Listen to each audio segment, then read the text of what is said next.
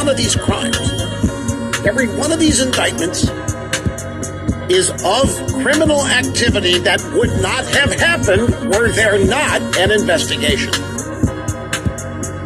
Roger Stone, there may be a lot of people who don't like him. The guy's been a political operative since the Nixon days. He worked for Nixon, so that's one black mark against the guy.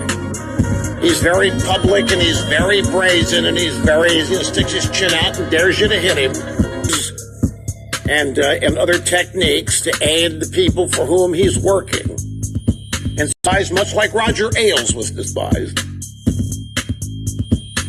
Simply because they were effective and worked for the other team. But he had not committed a crime. So that's all we've got now. The swamp, the Washington establishment's beside itself. The meat is that there has been a false narrative that has been allowed to exist, that has been promoted. And I'm at my wit's end as to how to deal with this. It's not the kind of thing that, growing up, I mean, you read novels and you see movies about this kind of espionage.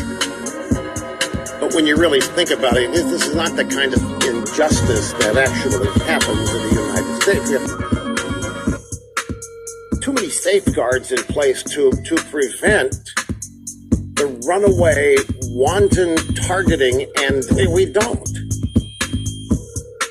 And it is not the whole thing. I just want you to listen to the first couple of sentences here from the American people in the last poll I saw. American people actually think that this Russian collusion business means that votes were tampered with.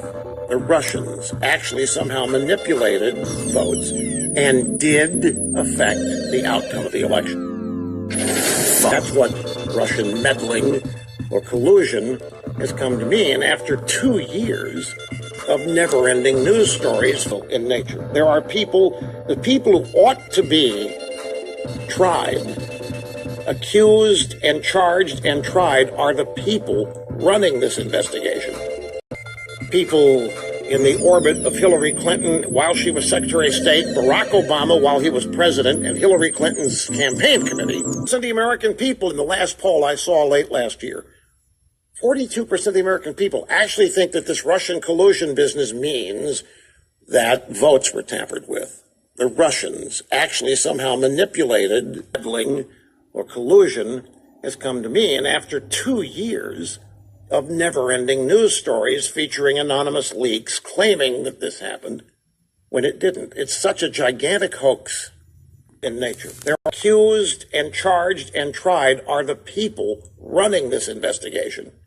And the people ignoring the actual collusion and crimes that were committed by people in the orbit of Hillary Clinton while he was president and Hillary Clinton's campaign committee, and it's ongoing. To have known for over a year there was no grand conspiracy between the Russians and Trump, and yet to continue this? I mean, there's nothing in these indictments about any crime other than after the investigation began. Anyway, brief timeout. We'll get started. It's Open Line Friday. We'll get started with your phone calls. We're awaiting whatever's going to happen. 1 o'clock here. The leaks are all over the place that a deal has been struck. Anyway, brief timeout. We'll get started. It's Open Line Friday. We'll get started with your phone calls. We're awaiting whatever's going to happen. 1 o'clock here. The leaks are all over the place that a deal has been struck to end the shutdown temporarily. Singer's here one night. Member of the White House press corps 5 minutes ago. The president is expecting to speak at the White House this afternoon. Drive-by media is unclear what the president will say. That basically being I see the ongoing effort here to put the Democrats on the spot. If I had to guess, that's what this is. It's an ongoing effort to try to illustrate, look, we've done everything. We've offered legislation to pay the air traffic. There's going to be some kind of a mechanism here that would quote unquote reopen the government. What it really is going to do is pay these people, but it's not going to be permanent. If it's permanent,